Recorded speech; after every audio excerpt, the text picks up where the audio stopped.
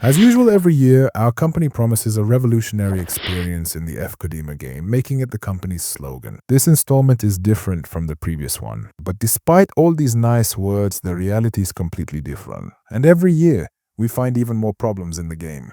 And every year, we can't play the game and enjoy it fully. So in this video, we'll take a look at the most important problems the game faces and the experiences people have had with it. The first problem we have is the gameplay. Is the game fast but unrealistic, or realistic but lacking? Gameplay is the most important part of any football game, and it's the main source of problems in FC. The company markets the game as having advanced technology that will change the gameplay experience on the field, claiming that these changes come directly from community feedback. One of the main claims was the dynamic dribbling system, which aims to make the game easier and faster, with improvements in movements and touches to make them more realistic. They also announced improvements to the AI for defenders and goalkeepers to make them more aware than before. At this point, they announced two things: a realistic gameplay mode and a competitive gameplay mode. Here, opinions start to differ. Some people say this is just to please everyone. Moreover, many people believe that when the company does this, it means they're unable to achieve the necessary balance between competitiveness and realism.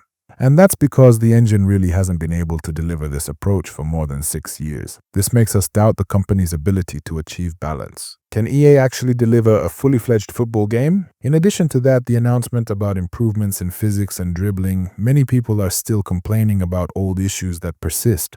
The most important of these is the cartoonish physics that make players bump into each other and move awkwardly in certain situations. In addition, input delay is still a nightmare that's been around for more than 5 years, preventing players from enjoying the game whether online or offline. There's also still a sense that there's a script inside the game that controls match outcomes, wins, and losses. All these flaws have carried over from previous versions, and some of those who tried the game said that most of these issues still haven't been resolved.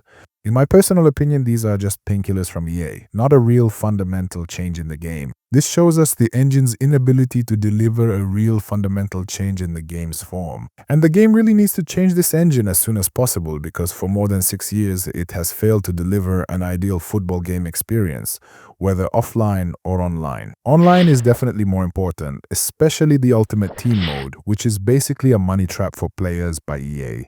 To reduce the number of matches, the company decided to cancel the playoffs and allow direct qualification to FUT champions. In addition to bringing back knockout tournaments and introducing a mode that requires building a different team for each match, they also added reward missions to provide extra incentives. But players see these changes as minor and not really solving the main problem. The mode still requires long hours of play to build a team that can compete well, and this makes progress in the game extremely difficult. The faster solution is points, which of course cost real money inside the game, which is already a paid game.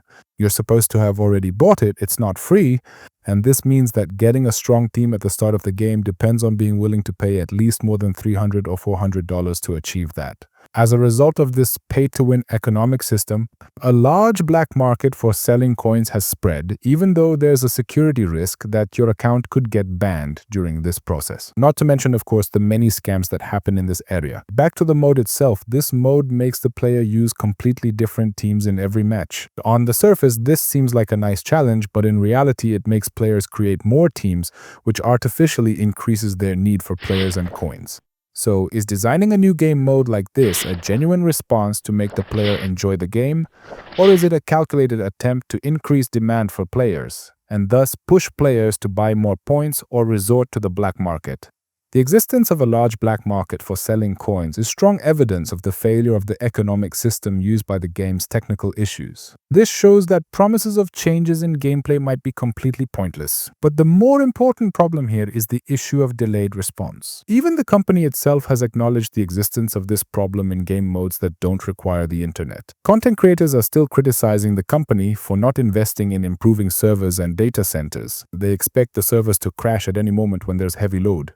And this happened many times last year, like during the Team Ozire event and the Black Friday event.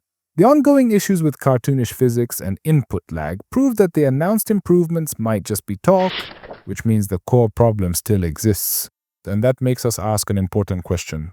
Does the game really deserve its full price every year if it only offers something new with the same graphics and engine, with changes that could be fixed by a small patch update? It doesn't really make sense to pay $100 every year when it proves that the announced improvements might just be empty promises.